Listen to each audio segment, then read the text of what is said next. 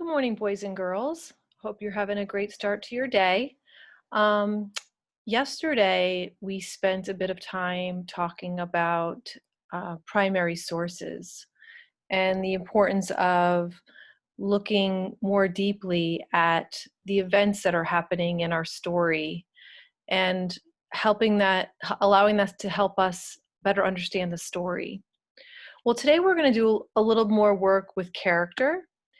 And similarly, I want us to think about how important it is to do some investigative work about our characters, who they are, and the relationship that they have. And then also adding on, of course, in our historical fiction book, how important that is as it relates to the historical time period. Because two characters in a book, in a realistic fiction book, might be very relatable, but those same types of characters set in a historical time period might be different. So let's take a look. So let's think about some characters that we've had throughout our read alouds. Let me move my picture for a minute. Okay, so let's take a look down. Let's go on a little journey. We've had Tiger Rising. What characters come to mind? Of course, Rob and Sistine. Where the Mountain Meets the Moon. Of course, we think of Min Lee and Dragon. Some of you might have thought of Min Lee and the young boy that she meets, because she learns quite a bit from him too. Of course, Number of the Stars, Anne-Marie and Ellen. And if you had a chance to read this year, maybe some of you thought of One and Only Ivan. And maybe you thought of Ivan and Ruby, or Ivan and Stella. So all of these books, though, represent some really strong relationships between the two characters or two main characters, and so on. And when we think about that, we should be thinking about a lot of different things. You know, why did the author choose to make those characters who they were and why they were put together? So why is it important for us to notice and observe not just characters alone? You know, we've learned a lot about describing a character and the traits that they have and why they have those traits. But why is it as important to notice and observe the relationship between these two characters? Why was it important to pay attention to Rob's relationship with Sistine? And we kind of think about them as individuals, but when they come together, what else comes to surface? So when we're thinking about this, we want to evaluate the features or details of a relationship, and these are the ways in which they help us. They help us to connect with characters.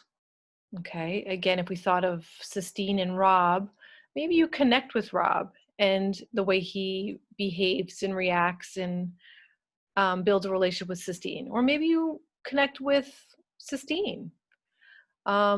Perhaps in Number of the Stars, you can connect with Anne-Marie more than Ellen, or Ellen more than Anne-Marie.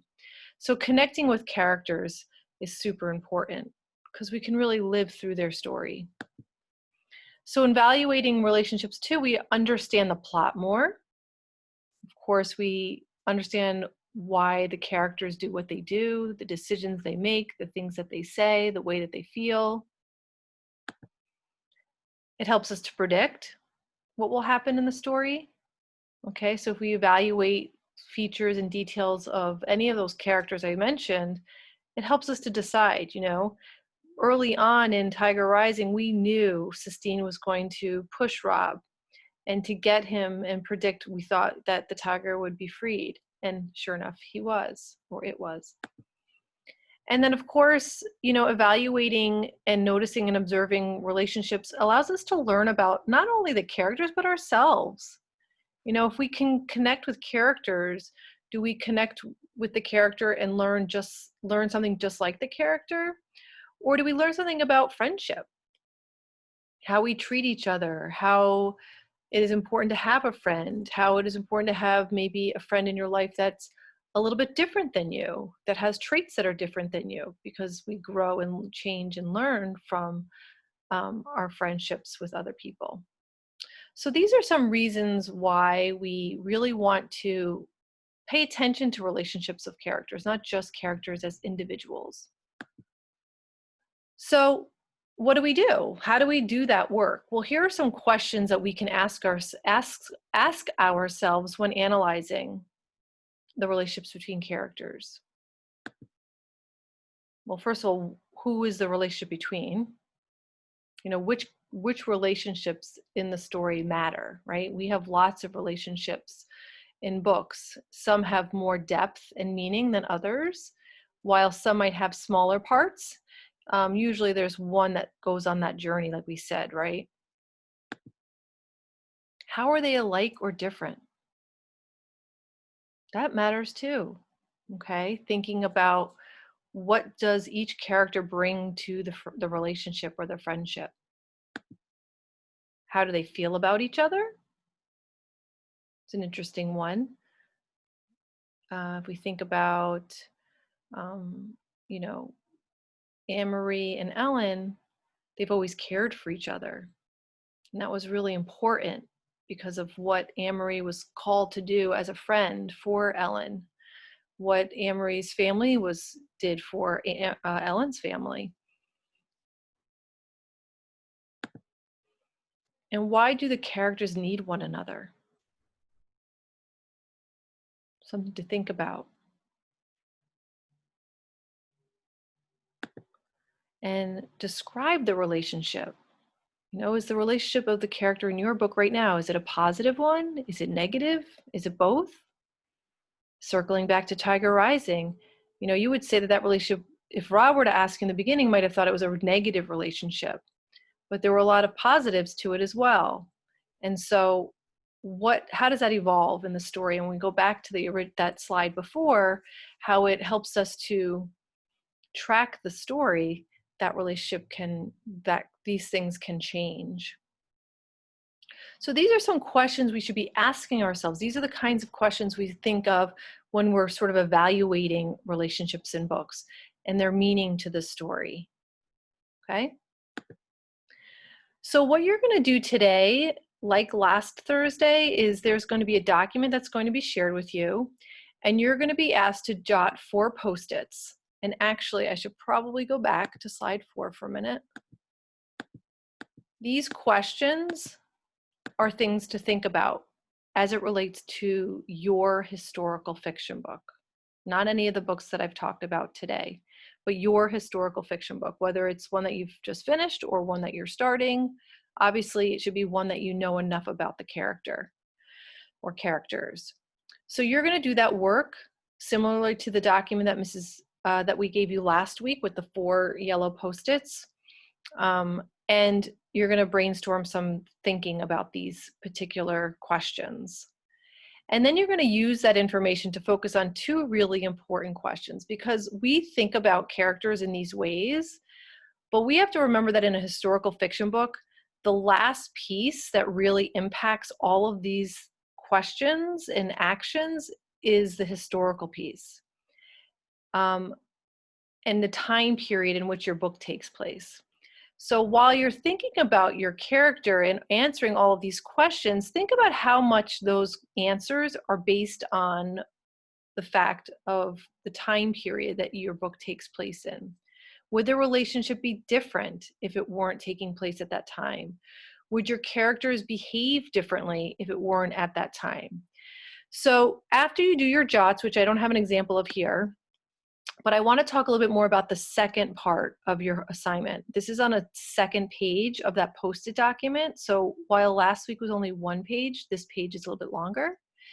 And so I thought to help with your thinking, I gave you some adjectives to describe a character relationship in positive ways: supportive, caring, patient, understanding, empathetic, loyal, encouraging, accepting, trusting, respectful, equal and fair, and honest. Are these words that could maybe describe your relationships of your characters?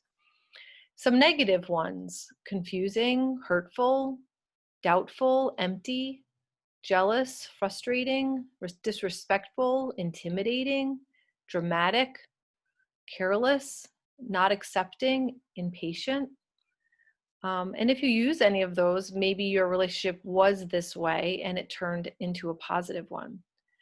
So this is the response template. And the reason why I made a template is because there's certain parts to your response that I want you to use. Now remember, your Post-its aren't separate. It should help you to think about this next part.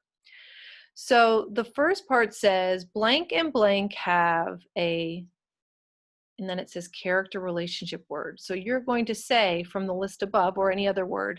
So if I said Amory and Ellen have a supportive relationship because, and then I'm going to talk about why that is. The second part says, and I'm going to continue to talk about, in this case, Amory and Ellen. Amory and Ellen's relationship is shaped by the time period of my book. For example, I'm going to talk about why I think their relationship is shaped by the time. Then I'm going to say Amory and Ellen's relationship is negatively impacted by the time period. For instance, so there's 3 parts to your response. And again, the work that you did earlier on your Post-its should help you to crystallize this work. So I wrote one for Amory and Ellen just so that you can see.